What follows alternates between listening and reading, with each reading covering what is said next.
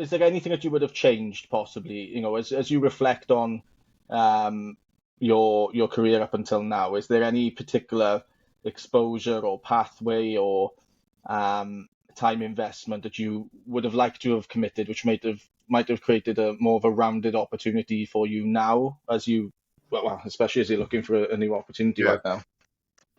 Yeah, I mean, I think I should have moved into the cybersecurity space a lot earlier.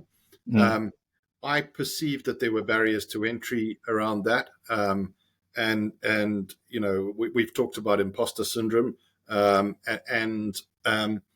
kind of thought, well, I've got no qualification that says I can do that. But actually, when you look at some of these roles, and when I was doing my CISSP qualification, I actually went, well, I know about risk management and I know about compliance and I know about a lot of the things. And I think there were two areas that I didn't know about: network security and cryptography. So I had to go and learn about those. But the rest of it was kind of, yeah, I know enough about that. And actually, if I apply myself, actually, I can do all of that.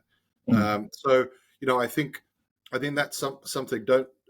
Don't put yourself down, and really, think about how you can take the experience and the skill that you've got and translate it into actually, I can do all these things that are in this job description. And some of them I can't do because you're never going to do everything. So don't worry about that, but sell yourself on your strengths and pivot your previous experience, whether it's risk experience, whether it's compliance experience.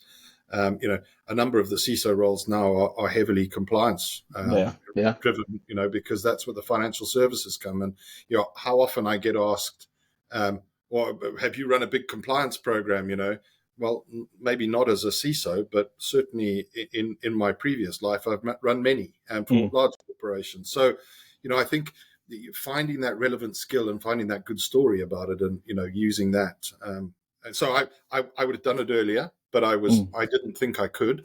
I think there is a barrier to entry, and it's not just a perceived barrier to entry. If you've never had a CISO title, it's very difficult to get to interview for a CISO role.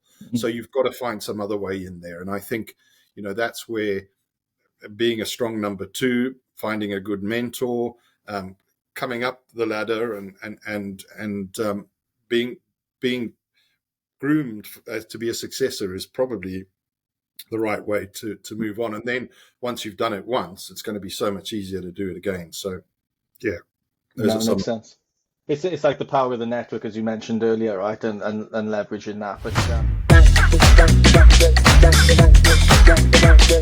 that's important. That's great. Nick, I really appreciate your time, mate. Believe it or not, this is the first time we've spoken and we're on like a house on fire. So that's great. So I really appreciate it, mate. And look forward to meeting you in person in the not too distant future, mate. But thanks for your time. Thanks for your authenticity on this. Really appreciate it. Thank you for giving me the opportunity. No, anytime, mate. Really appreciate it. Yeah. Thanks to all the listeners. Hope you enjoyed. Take care.